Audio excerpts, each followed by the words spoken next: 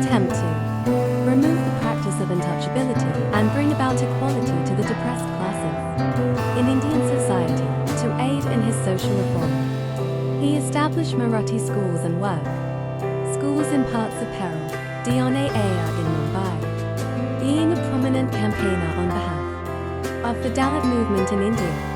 He established the Depressed Classes Mission of India to provide education to the Dalits in 1906. He was also a known practitioner of Satyagraha, often resorting to it to gain benefits for the Dalits. Reforms of Rajarshi Shalu Maharaj in the state Kolhapur.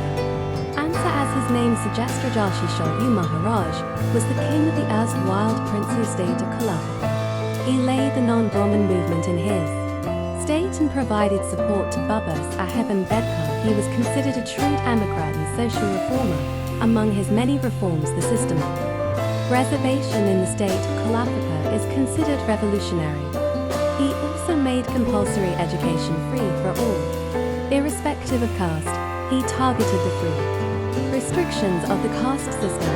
He would routinely eat food prepared by so-called lower castes. He abolished laws against inter-caste marriage in his state. He also abolished the Balotid Ori system on the 22nd of February 1918, thereby granting the permission for practicing any work by any caste, which abolished social slavery.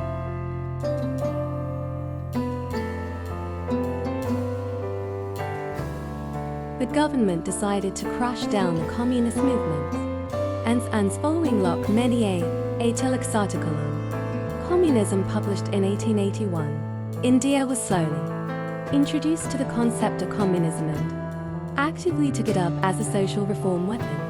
The Indian Communist Party was formed in 1925, and its main aim was to mobilize the workforce and maintain equality in society. Militant communism by organizing groups of workers and peasants was undertaken by the younger communists, which caused alarm to the British government ruling in India at the time. Following their philosophy of keeping the workers subjugated and divided and increasing their profits, they understood that the communist movement could unify the workers and harm them not only socially but also economically. This caused them to crush down the communist movement. Dr. Babasaheb Ambedkar started newspapers like Muk Eniyat Ba his HK Arit Bharat etc. And according to the traditional Indian caste system, the Dalits belonged to the lowest rung of the society, which often led to their oppression and social exploitation. An uprising took place to correct these ills and was headed by Babasaheb Ambedkar, was a well-known social reformer and was of the opinion that the exploitation faced by the Dalits would continue until the caste system was fully uprooted. He aimed to establish a society free from injustice and inequality and based on the principles of liberty, equality, and fraternity. To spread his views and get the populace educated regarding their rights and freedom, he started several newspapers like Muk Eniyat Ba his HK Bharat etc. They aroused a need of nationwide workers' union.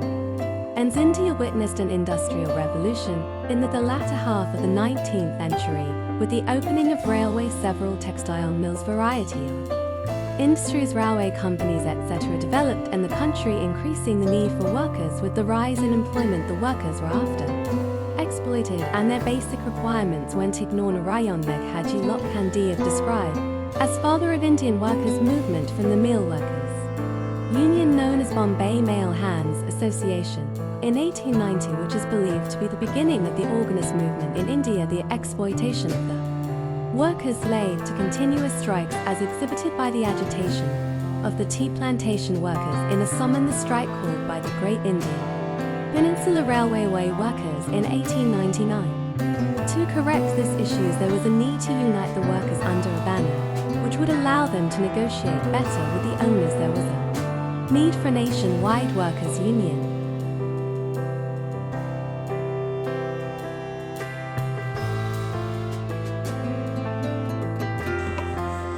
Why was the struggle for equality important in the making of modern India? Answer. Prior of independence, the Indian society was not only being oppressed by the ruling British class, it was becoming socially backward because of the inherent discrimination and inequality based on caste, religion, gender, or economic status.